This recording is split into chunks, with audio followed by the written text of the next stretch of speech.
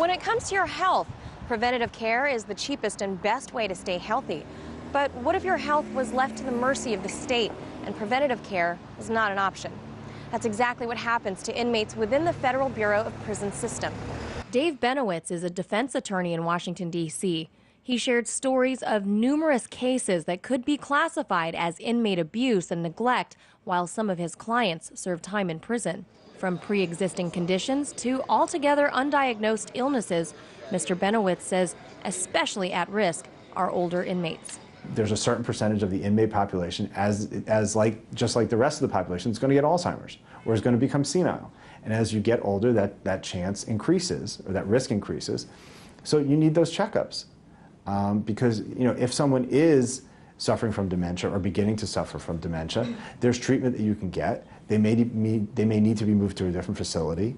They shouldn't be in the same facility with people who don't have those types of disabilities, because they can get taken advantage of. Without compromising attorney-client privilege, Mr. Benowitz recounted tragic accounts of clients failing health in a system that's just rife with inconsistencies, some even resulting in death within just weeks of release. The health issue was a big issue for us and for the judge in the case, because we were arguing that he needed this transplant, he needed it now, and that should play a role in the sentencing. If he didn't get it, he should get a lesser sentence. And we consulted with an expert who used to be the director of a federal medical center, where there are several centers around the country where inmates with serious medical issues are housed, and they do have medical staff there. But the problem is they don't have specialists. And the other problem is that, because these are controlled by the Bureau of Prisons, as this expert told me, our client was not going to get a transplant. There's no way he was going to get a transplant if they could keep him alive on dialysis, because that's a much lower cost alternative. The Urban Institute study called Aging Behind Bars cites that the cost of caring for elderly and often the special health needs of ex-cons becomes a burden that the U.S. taxpayer must shoulder. They're not entitled necessarily to the best health care money can buy, but they're entitled to not die in prison because they're not getting health care. The punishment is being in prison. The punishment is not, well, now you don't get a doctor.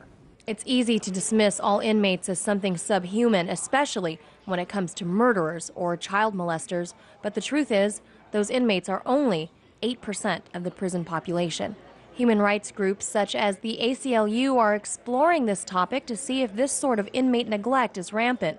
Researchers at the Urban Institute hope to help shape new legislation on this matter, but according to Mr. Benowitz, he doesn't foresee that happening anytime soon. Politicians would rather have Medicaid or Medicare bear the brunt of those costs after an inmate is released, after a 40-year sentence, than save money by being proactive up front, because it's not popular. As of January, the Affordable Care Act includes a provision that'll enable ex-cons to take part in Medicaid programs, and more than 500,000 inmates will be released this year and qualify for this provision. Just a little something to think about. From Washington, Manila Chan, RT.